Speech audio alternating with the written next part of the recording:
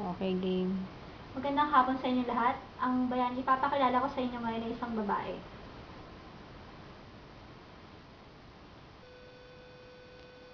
Ang buong pangalan niya ay Maria Josefa Gabriela Cario Silang o kilala natin bilang Gabriela Silang. Ipinanganak siya noong March 19, 1731 sa kapatagan ng Ilocos Sur.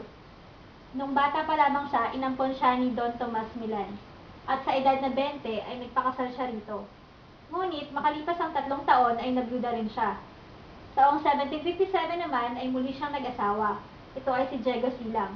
Si Diego Silang ay isang lider ng rebeldeng grupo na lumalaban sa mga Kastila noong panahong iyon.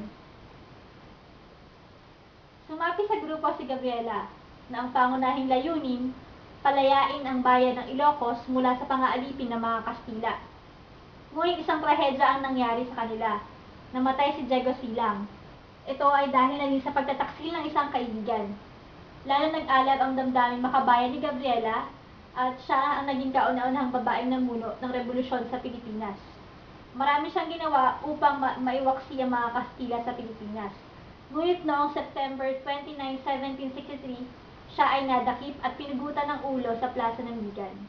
Sa huli, namatay siyang bilang isang bayan.